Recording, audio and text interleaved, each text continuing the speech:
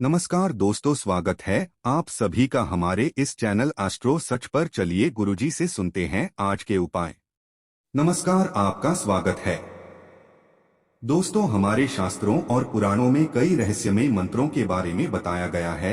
यह मंत्र बहुत ही शक्तिशाली और चमत्कारिक है। इन मंत्रों के उच्चारण से हमारे आसपास एक सकारात्मक ऊर्जा का निर्माण होता है। यह ऊर्जा हमारे लिए बहुत ही फायदेमंद होती है। प्राचीन ऋषि मुनि अपनी दिनचर्या में प्रतिदिन इन मंत्रों का उच्चारण करते थे। इन मंत्रों के उच्चारण से उन्हें बल, तेज बुद्धि तथा आत्म शांति प्राप्त होती थी। अगर आप भी अपने जीवन में महत्वपूर्ण बदलाव देखना चाहते हैं, तो आप भी रोज सोते समय इन आसान से मंत्रों का जाप करें। यह मंत्र आपके जीवन में सुख, शांति और समृद्धि लेकर आएंगे। यह मंत्र बहुत ही आसान होने के साथ ही इनका प्रभाव बहुत ही चमत्कारिक होता है। सुबह जागने से लेकर रात्रि को सोते समय तक अलग अलग मंत्रों के बारे में हमारे शास्त्रों में बताया गया है। इसके साथ ही हम सभी के घर में जो भी बड़े बुजुर्ग होते हैं, वे प्रतिदिन हमें कुछ न कुछ अच्छी बातें सिखाते ही रहते हैं। घर में अच्छे संस्कार डालने का काम भी घर के बड़ों का ही होता है। हमारे घर में प्रतिदिन जिन नियमों का पालन किया जाता है, उन्हीं नियमों पर हमारे घर की परिस्थिति निर्भर करती है। हमारे घर में यदि प्रतिदिन अच्छी बातों का पालन किया जाता है और घर के लोगों में नियमबद्धता हो, तो वहाँ हमेशा सुख, समृद्धि और शांति रहती है। और यदि हमारे घर में किसी भी प्रकार का अनुशासन नहीं है और न ही कोई नियम कायदे बनाए गए हो, बड़े बुजुर्गों की सीखों को अनदेखा किया जाता हो, तो उस घर में हमेशा कलह और दुख की परिस्थिति बनी रहती है। भगवान श्री कृष्ण ने गरुड़ जी को मनुष्य के आचार विचार संबंधी बहुत ही महत्वपूर्ण ज्ञान दिया है। यदि मनुष्य शास्त्रों के नियमों का पालन सही से करता है, तो उसके जीवन से 90% परेशानियां अपने आप ही खत्म हो जाएंगी। शास्त्रों के ये नियम हमारे शरीर को स्वस्थ रखते हैं, हमारे मन को भी शांत रखते हैं। इन नियमों का पालन करने पर आप कभी मानसिक रूप से बीमार नहीं होंगे। इसके साथ ही इन नियमों का पालन नित्य किया जाए, तो हमारे जीवन से दुख और दरिद्रता भी समाप्त हो जाती है और परिवार में सुख शांति आती है।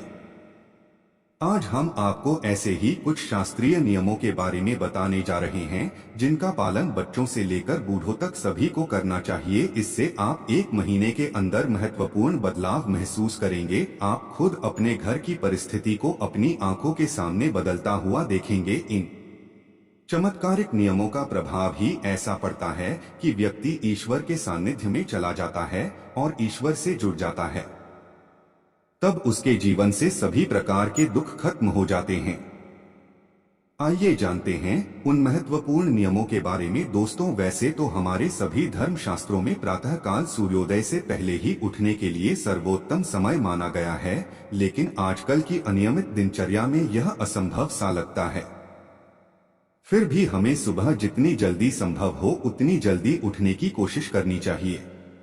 आंख खुलते ही सर्वप्रथम ईश्वर का नाम लेना चाहिए और नित्य कर्म से निवृत्त होकर ईश्वर की पूजा आराधना से अपने दिन की शुरुआत करनी चाहिए।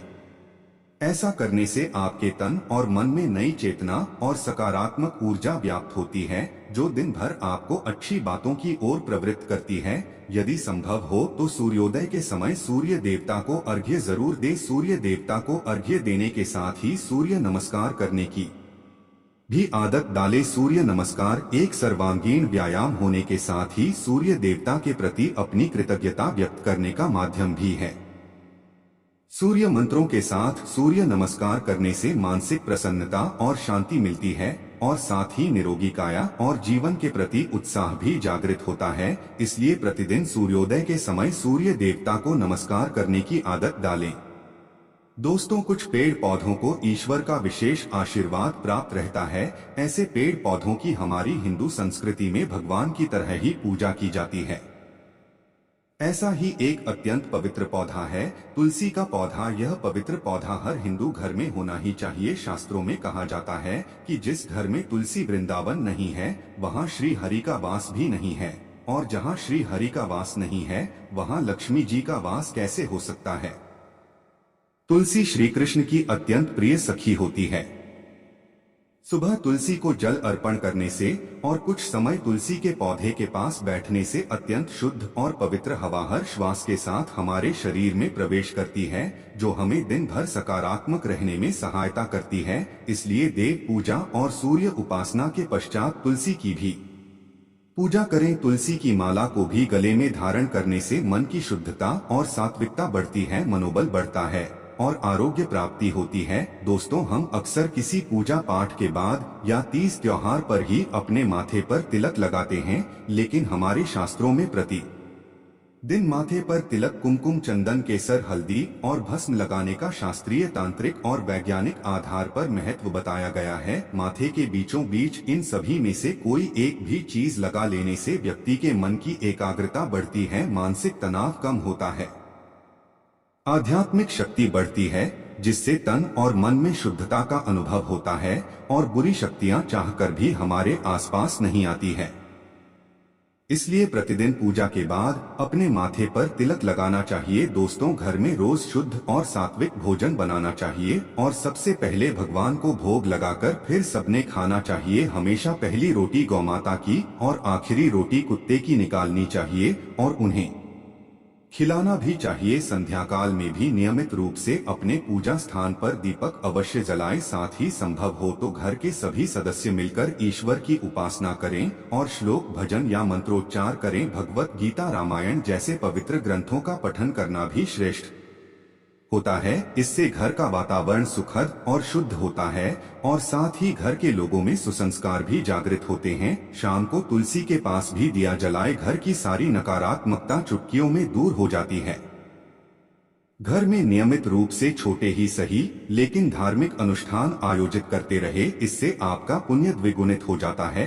दोस्तों, जिस प्रकार हमें सुबह उठकर सबसे पहले ईश्वर का स्मरण करना चाहिए, उसी तरह रात्रि में सोने के पहले भी ईश्वर को स्मरण करके ही सोना चाहिए।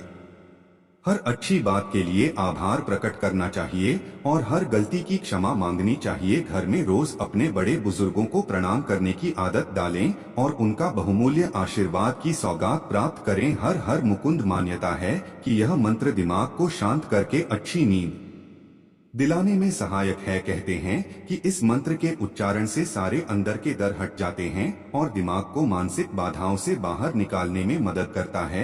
इसके अलावा आप इस मंत्र का उच्चारण भी कर सकते हैं या देवी सर्वभूतेषु निद्रा रूपेण संस्थिता नमस्तस्यै नमो सदस्य नमस्तस्यै नमो नमः। तो दोस्तों, इस प्रकार से अगर आप नित्य इन नियमों का पालन करते हैं तो माँ लक्ष्मी और भगवान श्री कृष्ण की कृपा आप पर सदैव ही बनी रहेगी। उम्मीद है आपको यह जानकारी अच्छी लगी होगी। वीडियो को लाइक जरूर करें, कमेंट में जय श्री कृष्णा।